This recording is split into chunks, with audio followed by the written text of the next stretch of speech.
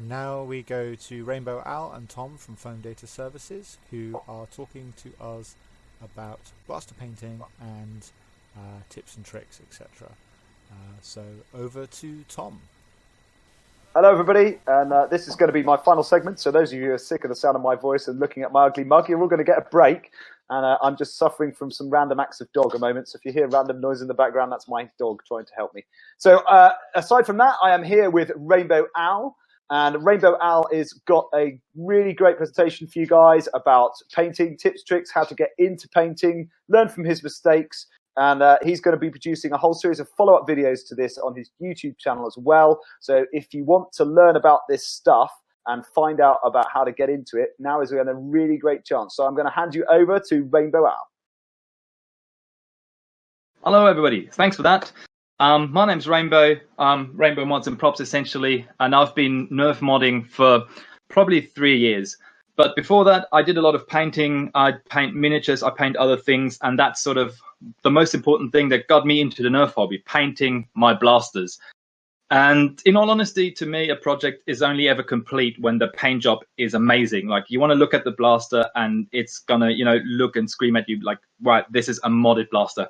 So painting is where I have my focus.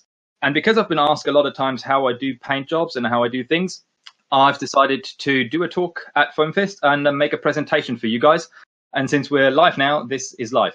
How this is going to work, I'm going to swap to the presentation on the screen share here in a moment, so you won't going to see this face anymore.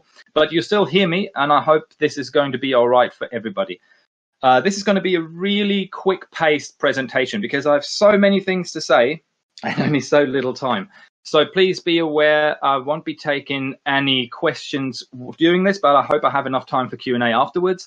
If you have any questions, type them in the chat anyways. We will collect them. And as stated before, I will do follow-up videos on that. I will do quick Q&A videos and also explaining the techniques more thoroughly.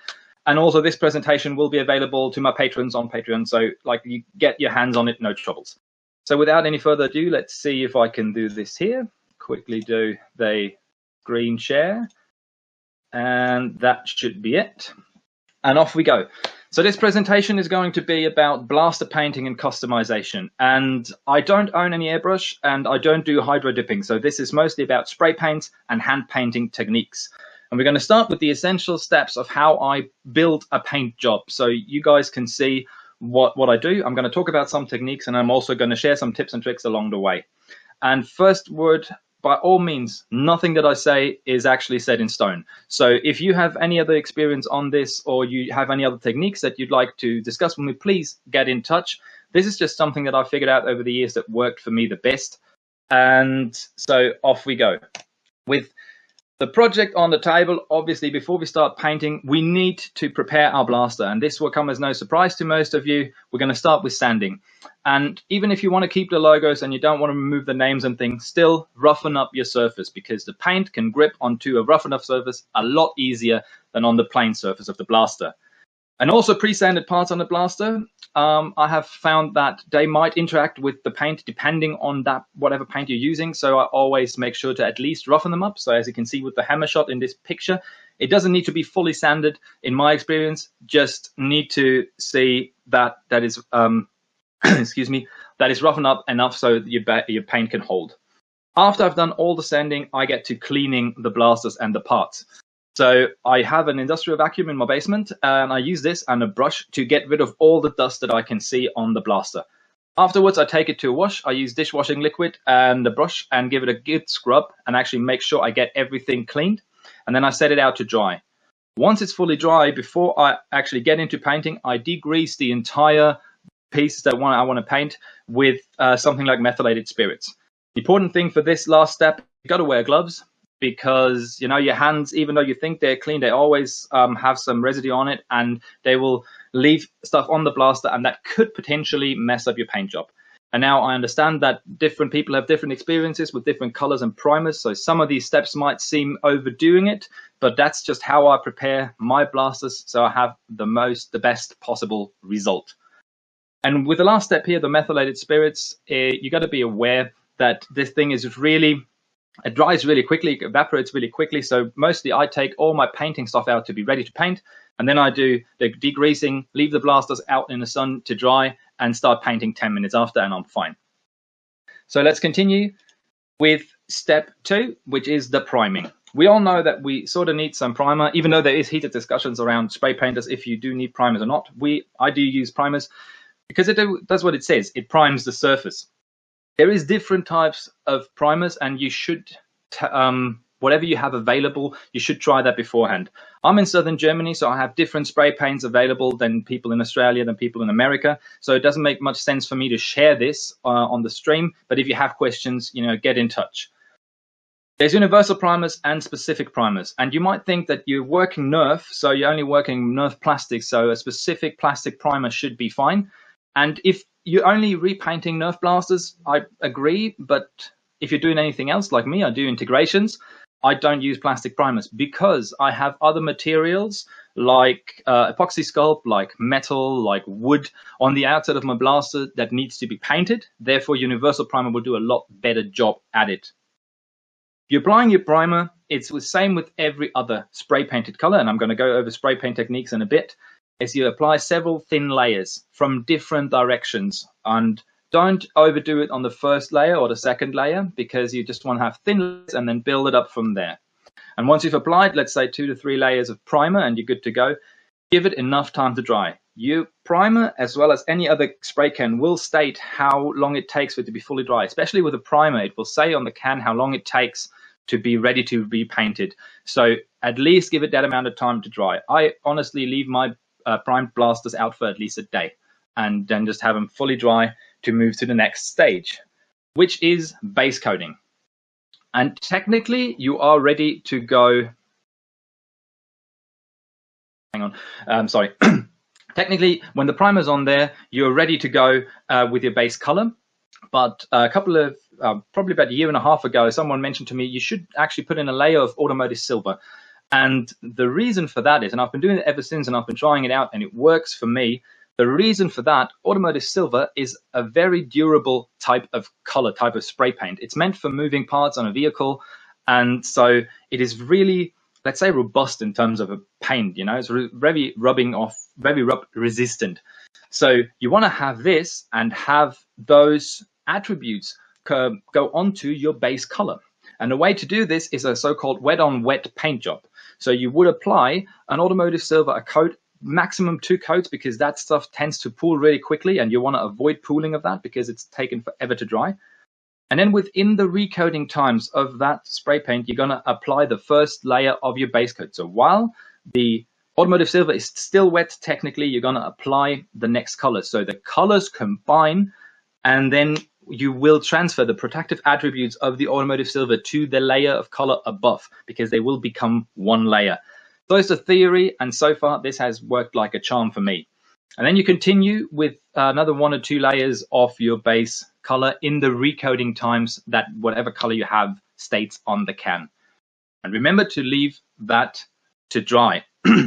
So if you don't just go base coat, if you go automotive silver and several other coats, you have about 3 to 5 coats of paint on there. So this will take a lot longer to fully cure. There's a difference between drying and curing. Drying means that a paint is dry on the surface, so you can touch it, you're not going to leave any marks.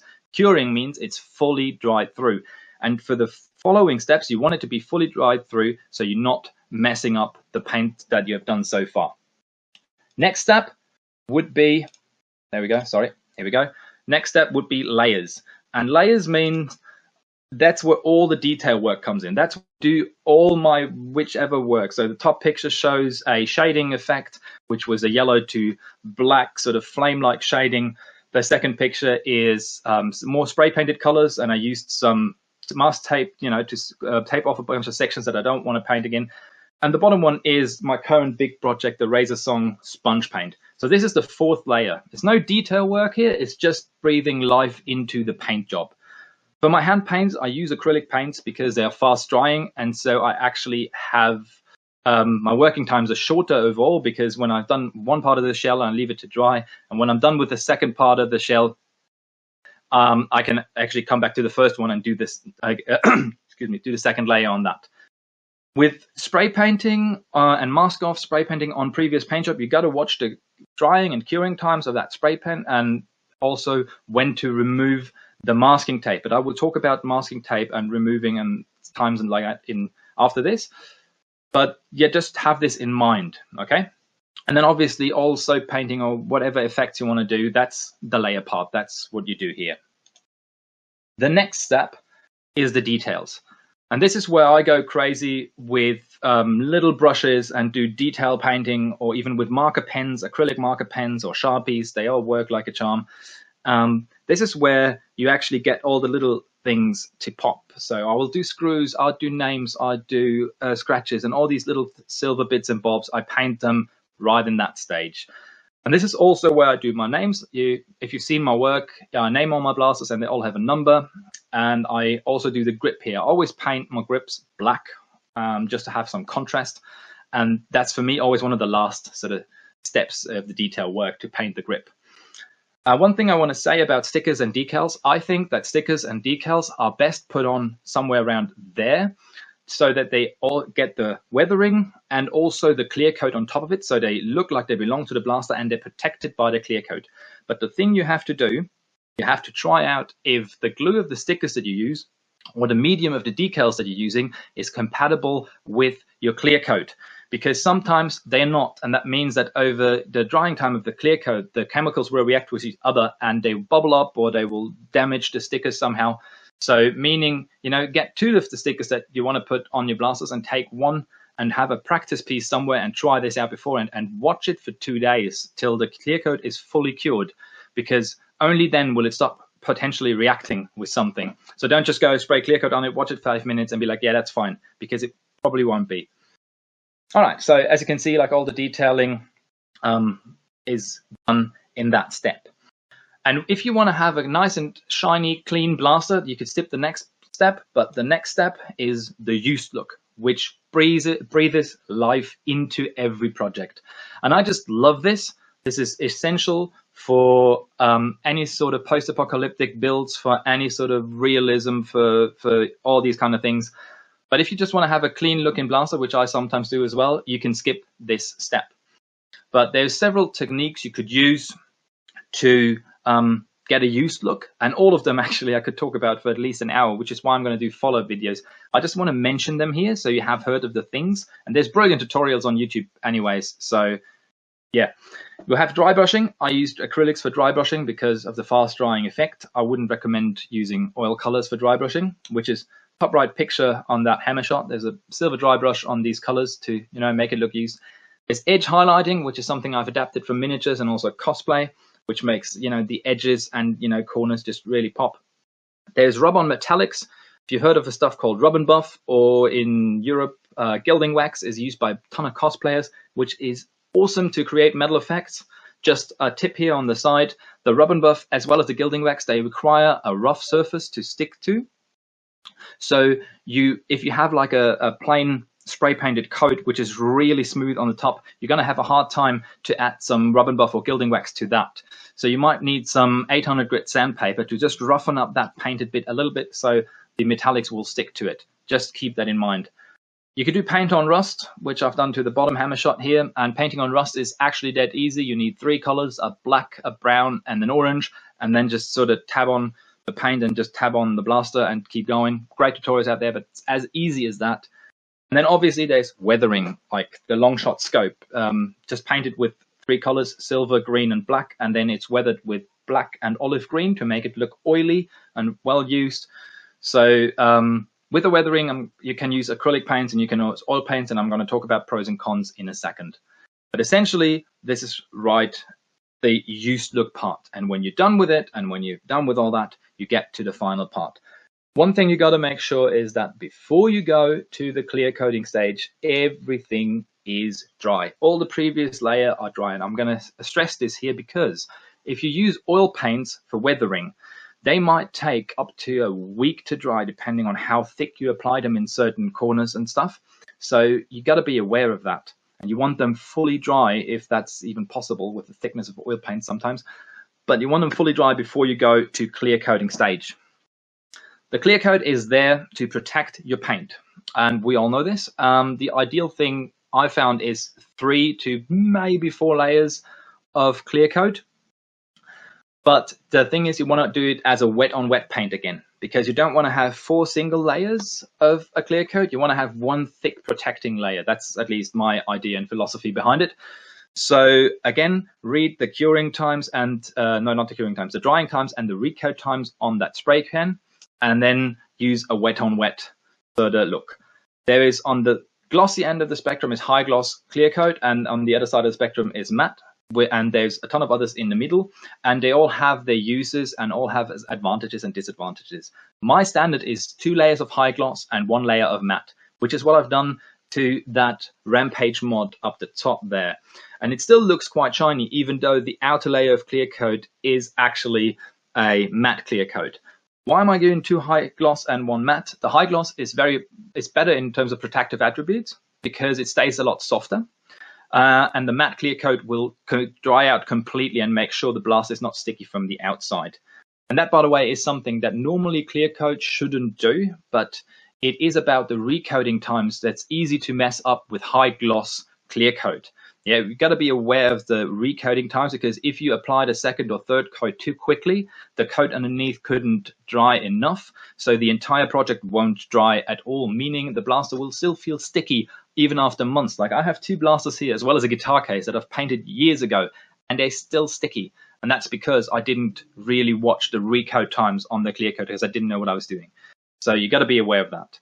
One thing to mention, if you want to have really shiny metallic effects like the bottom blaster here, which is the one I've released on Friday, you might just use clear coat and no matte coat at all.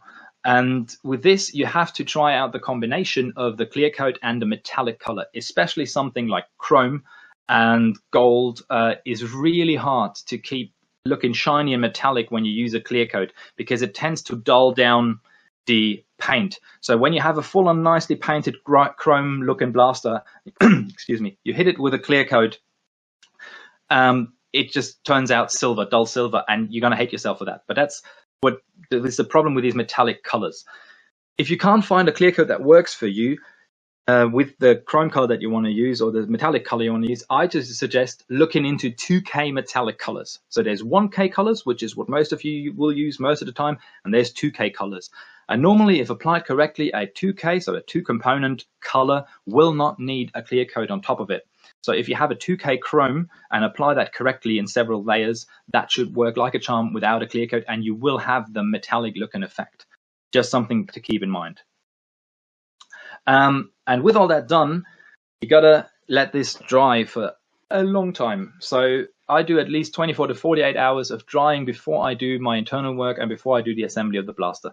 Because if you don't, the blaster shells will stick together and they will cure together, and you're never gonna ever be able to open the blaster again. I have 3 blasters on the wall behind me, which I can't open. They still work, but the moment they break, they are done. All right, so that was it for the essential techniques, the essential steps. Let's talk about the techniques really quickly. I'm using spray paints most of the time. As I said, I don't have an airbrush. And I've been using spray paints for different projects for years now. And this is sort of my accumulation of tips that I can give you how to use spray cans. First off, activate your spray can properly. And that's not just shaking it for 2 minutes. It is actually warm it up. Each spray can and each color has a certain temperature at which it works best. If it's too cold, the paint will still come out, but it will be bludgy and you will end up with dots and spots wherever you don't want them. So make sure to warm it up. You could use a bucket, place your spray cans in there, and then fill it up with warm, not hot, warm water, but don't cover the nozzle, just the can, okay? And then give it a shake in every direction, horizontally and vertically, and rotate. There's a little ball inside, you know, you rotate it around the bottom and you rotate it around the top, you flip it over, you do the same thing. And do that for a minute and your can is properly activated. You want to practice spraying in quick bursts. Never hold down the nozzle on the spray can, never ever.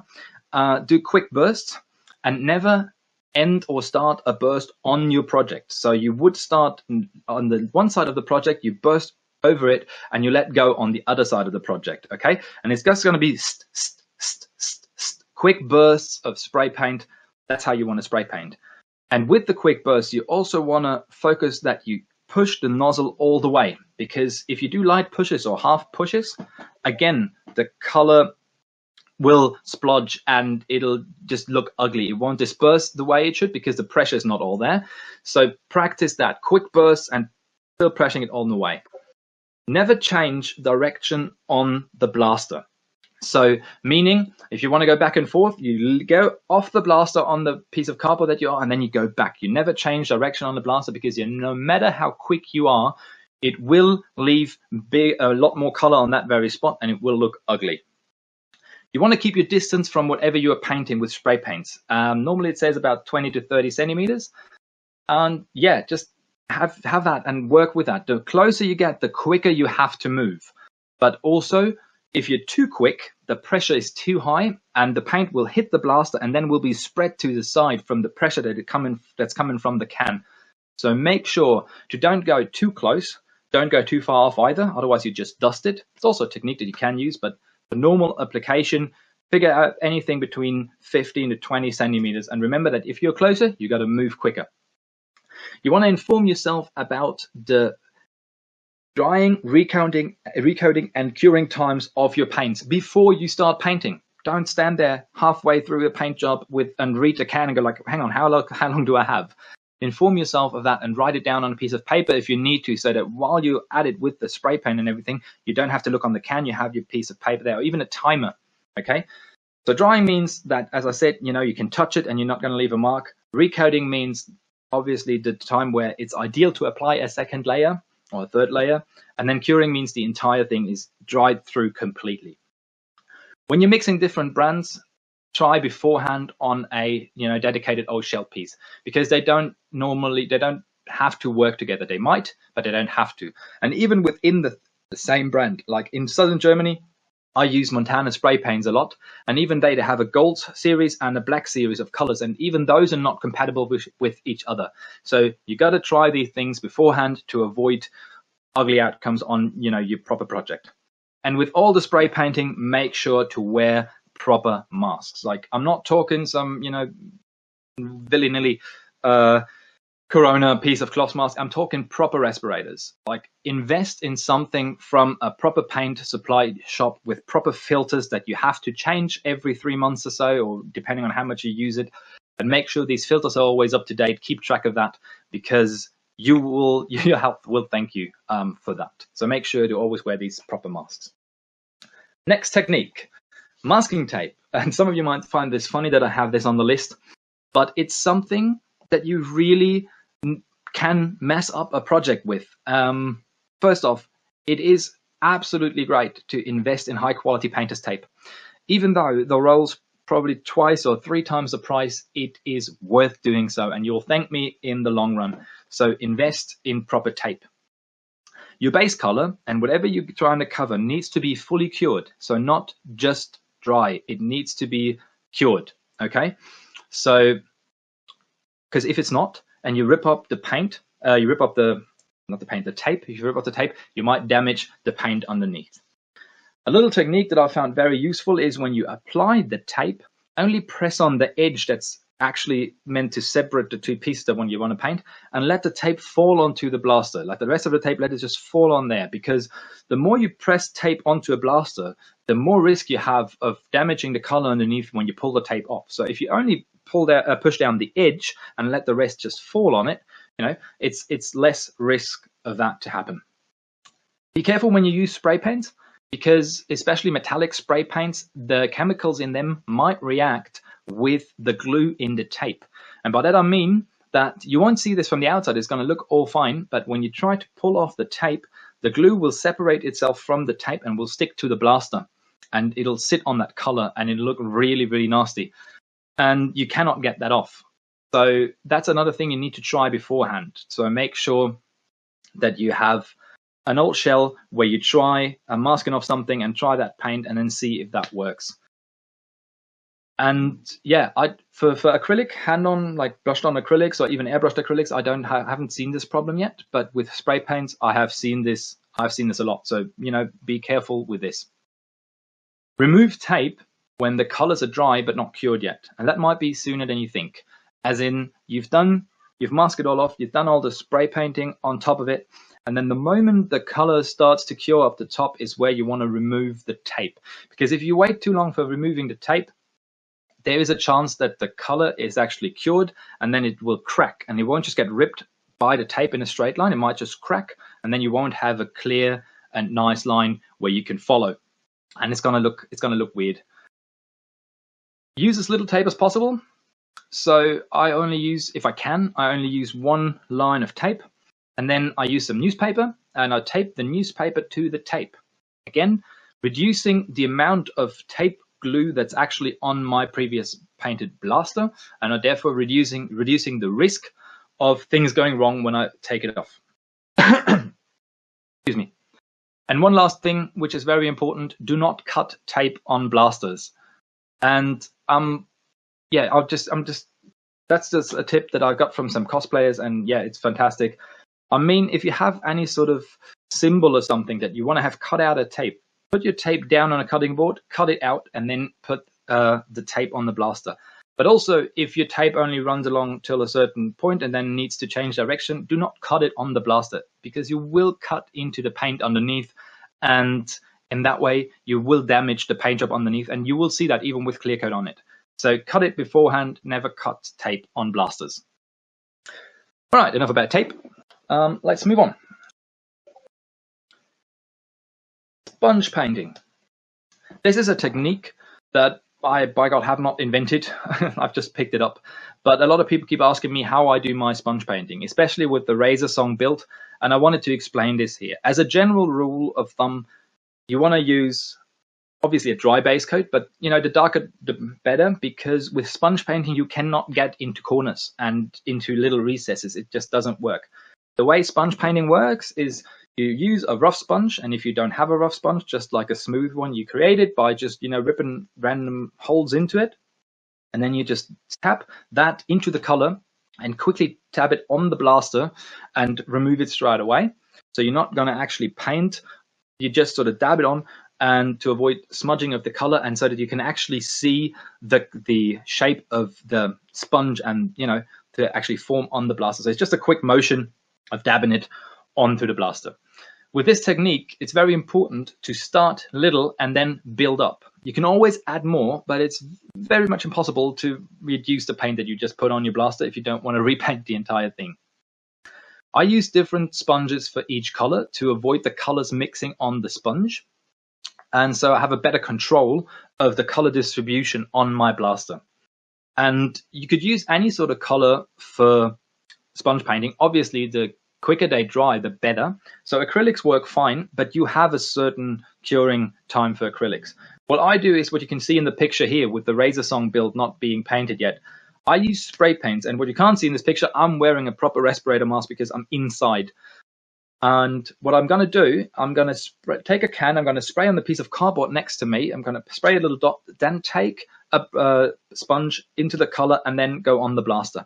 And then I do this, and the moment I don't have any color left because it dries really quickly, I'm going to spray again. And I keep doing this until I'm happy. And the great thing about using spray paints in a sponge paint technique like that is they dry really quickly. Sometimes they even rip off pieces of the sponge and glue it to the blaster, which I find funny. But this way, you can actually make color transitions really easy because you have a very high control, and you're always sure that when you come in with the next color, the color on the blaster is already dry, and you don't have to worry about smudging this about and, you know, mixing the colors that are there. And you have a high amount of control, and you're actually fairly quick with like a multicolor sponge paint. Yeah, so that's the quick about sponge painting. I'm going to talk about washes and color grading. Some of you may remember these two hammer shots. They were a commission that I've done for a member of the German Blasted DE community last year, the Fire and Ice Hammer Shot Commission. And the technique behind it is just washed acrylics with a brush that's only about 3 millimeters wide. A lot of people ask me if that's hydro dipped or if that's spray painted or airbrushed. No, it is painted by hand. And the way this works is a technique that I've adapted from painting power swords on Warhammer 40k miniatures. The way to do this is you prepare your colors beforehand. So in the case of the blue hammer shot, I prepared white, a light blue, a mid blue, a dark blue, and a black. And then I mix combinations of those two, like, where they change into each other. So I end up with 9 colors in total. I used watered down acrylics for this because they dry fairly quickly, but not too quick, and allow me to mix them while I'm painting them. Use a wet palette when you work with acrylics like that. And if you don't know what a wet palette is, Google the term wet palette. It's going to make your life so much easier when working with acrylic paints. It's fantastic. It's basically something to keep your acrylics wet while working. And especially if you have to mix your colors out of other colors that you have, it's essential to have that mixed color gradient ready to go and don't have to remix it every 10 minutes. And then what I do is I'm going to start with the white, with the lighter side, and move to the darker side. I'm going to apply one layer of just white and then the blues and the black. Let this dry. And the second layer, I'm going to come in with a lot more water on the brush, and I'm going to mix the colors on the blaster. So I'm going to paint second layers, and then I'm going to start mixing them back and forth. And I might even have to do a third layer until the transition is as smooth as I want it to be. You got to be patient with this because you need several layers, and the layers take a long time to cure. So with acrylics normally taking about 5 to 10 minutes to cure. With this technique, Shell of the Blaster, one layer took me about 45 minutes to dry because it's really watery. So you got to be aware of that. But that's essentially how I do this. I have a tutorial on my YouTube somewhere, and I'm planning to do like another one. So if you're interested in that, let me know. And off we go. Last technique we're going to be talking about before we put it to the Q&A and other things is weathering. Weathering breathes life into any sort of blaster that you want to look realistic or post-apocalyptic or used in any sort of way. As I said earlier, you can combine weathering with brushed on metallics or dry brushing to have an even better effect. But the idea of weathering is just, making it dirty. That's the term. And I'm pretty sure all of you know Adam Savage's One Day Built with the long strike. If you don't, go watch that. He is a master at weathering things, and I've learned so much from him, so please do. What I want to talk about is the difference between acrylic and oil paints. Acrylic dry a lot quicker, which is mean when you use acrylic washes, you have less time to work, but also the entire project will be dry faster. If you use oil paints, you have plenty of time to rub them off or reapply them or, move them about on your blaster, but they'll take forever to dry. It's like sometimes up to a week till they're fully dry. But it might be worth experimenting with the things if you think that you have if you're afraid that you might be not quick enough with the acrylics. You want to apply a generous amount of colors and then try to rub it off with some piece of cloth or some old towel so that buildups of the color will remain in recesses, nooks and crannies, just wherever dirt would be. You want to use multiple colors. I use black, brown, and olive green, and every now and then even some orange or some sand color. And you want to make sure that you have that so it looks natural, because no dirt is just one color. The general rule of thumb is you got to be random. You got to be random with this, even if it's a symmetrical piece of a blaster. This dirt will never be laid out in a pattern. It will be random.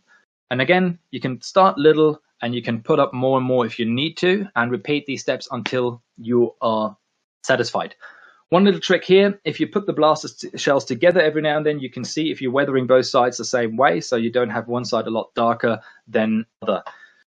So yeah, just be aware of that. Do that every now and then and you'll be fine. All right, that was really quick, and that was the end of the presentation here. I hope you guys could learn a bunch of these things. I have still an endless list of techniques and tips and tricks that I want to share with you guys, but I also think there's a bunch of questions. I've asked production to keep an eye on the questions because I couldn't, but I've got follow up with it. But let's see where we are. Until I'm getting some questions, I'm gonna switch back to the camera right here, and there we go. Hello, I'm back on the camera. Hi, Rainbow Al. You all right? Hey man, how you doing? Brilliant. That was absolutely fabulous. I think there's some really, really good detailed information there, and it's kind of stuff that a lot of people may not have seen all in one place, if you know what I mean. When you've tried to research painting, you'll find a bit about one technique, but they won't have a bit about priming and base coating and sealing and all that kind of stuff. Yeah, that's what I found when I started researching the things. It's like you find bits and bobs everywhere, but you got to go. This is why I thought that was quite, hopefully, comprehensive, Yeah, that was very comprehensive, and I think that if you could at some stage pop that presentation onto BritNerf, we might do a little Foam Fest resource page on BritNerf on the forum, because the advantage about that is that it's searchable, unlike Facebook posts where once it's gone in, it disappears. With a forum post, it's there and it's searchable by people forever. Yeah, no, we can definitely talk about that. I can also, put in a couple of slides that I haven't talked about it yet, just because of things, and then we can sort of, Yeah, that'd be great. Do put links to, when you do those YouTube videos, put links to them on the post, and you can add them and then explore in more depth off the spot, because I think that's a real big problem for new painters, is finding that information in one place. So the questions that have come in from the chat, we've got wood weathering powders like Humbrol's one, weathering stage, as well as some of the other things you mentioned. Hang on, come again, what was that? What? Wood weathering powders like MIG or Humbrol work weathering stage as well as the other materials that you mentioned? In all honesty, I haven't done enough work with these kind of components, same as like rust powder and stuff, so that I can give proper advice on how to use them. I'm still experimenting with those. But okay, well, I can answer the question on the Humbrol because I use it all the time. The Humbrol weathering powders will stick. You can get a weathering fixer for some of the powders like MIG that are oil-based. You get a weathering fixer. So yes, Humbrol will work for dry powder. Sorry, you had a further answer? There's one thing about weathering. A quick tip that I got from my cosplay friends is before you start your weathering, you've done everything else, you might want to protect your paint job by just adding one layer of clear coat, a thin layer, because acrylic markers and acrylic colors, if you rub over them too much, you're going to rub them off. So if you don't want to ruin your paint job that you've already done before with the weathering that you do, just add a quick layer of clear coat and you're good to go. And another trick, that if you've used water slide transfer, putting a layer of clear coat hides the edges of slide transfer between layers, and that can be very useful where you've put water slide decals on and you want to weather them into the paints, because you can lose the line around the edge, which I know is annoying for some people. And a lot of those kind of cosplay jobs have regimental markers, they've got individual stuff on there. So that's interesting about the silver. So where would you get more information about that silver technique? Are you going to do a video on the automotive silver before the base coat? Using it as a sealer, yeah. I can make an entire. I'm probably going to make an entire tutorial on how to do it, like filming me while I'm doing it. Brilliant. I already have a video out there on a hammer shop build from last year. It's a couple of months old, where I talk about this and how it's applied. So you can go check that out on my YouTube channel. And yeah, it's just a great thing to do. It makes so much of a difference. So yeah, go over to Rainbow Owl's YouTube and check his hammer shop build, and then keep an eye on other things. So the other question is, when doing second and third clear coats, is it better to wait a little too or not long enough? Is it better to go wet on wet or wait for it to dry too much?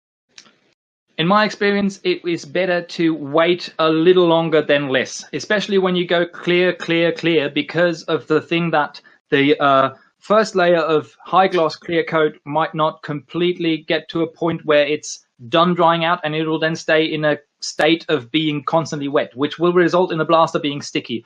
So rather you'd wait a little longer than a little less. Right, and that's really important, because what you're waiting for is in a single pack 1K clear, which most of you will use, and you're waiting for the solvent to evaporate from the paint layer. And if the solvent hasn't fully evaporated, it remains plastic. And that's the problem. Something on this. It's also watch your conditions when you apply clear coat, because that exactly is also the problem. Why clear coat fogs up or gets that milky sort of shade. Yes. That means that the outside temperature was either too low or the humidity was too high, so it couldn't evaporate as it wanted to, and it couldn't dry it as it wanted to, and then it results in like a milky sort of shade. So, and you will accelerate that milkiness if you spray it too thick, because if the temperature or humidity is marginal, you will increase the milkiness by putting on more paint, because you make it harder for the paint to lose the thinner. It's called flashing off, when the thinner evaporates but the paint isn't fully cured, and you're not allowing sufficient flash off time. And with that, controlling the temperature and humidity, there's several ways you can do that. You should pay attention to the weather. You should try and paint in an environment where the temperature is constant. And if it's below 13 degrees centigrade ambient, you're not going to get any 1K to cure very effectively. It's very hard to get it to cure. You can paint, but then the other trick you can use is you can put the paint to cure in a domestic oven, but don't turn it above on. So once you turn the fan on, there'll be a little bit of heater element, and then that'll allow it to turn it around. And you can use a domestic oven with permission. Don't leave paint all over it. Don't turn it on when you cook your tea with your blaster in. Yeah. And that's a really good cheat because you can control the humidity and temperature within the oven. One thing I'd like to add to this is my experience is exactly the same, but I paint a lot when it's cold out there. I just go out for the paint, and the moment I'm done painting, I take the thing back inside and I let it dry inside my living room, and I'm still fine. Even when it's winter and it's -degrees out there, it still, does a fine job at curing. Yeah, and do be aware, though, with some paints, with the evaporating thinners, they can be very bad, like fish tanks. If you have an open top fish tank in their aquatic life, don't put them near those. And some birds are very sensitive to thinners. If you have cockatoos or if you have budgies in your house or anything like some thinners can kill them very quickly, so just make that in mind. Yeah. Nobody wants a dead parrot sketch when they're painting. That's bad news. So yeah, pay attention to the safety, and obviously there's some great messages there about the safety side of it, and I think that was really handy for new painters. Again, it's another area where it's going. So we're going to wrap that right up now into the commercial break. So thank you very much, Rainbow Al, and if anybody didn't know about painting before this tutorial, they could now paint as well as a professional if they. And if people want to, thank you guys. And if you want a way to find me, my website, Rainbow Alex. And otherwise, get in touch through social media, Instagram, Facebook, and all that. And yeah, if you got questions, just fire and I'll answer. Thank you very much.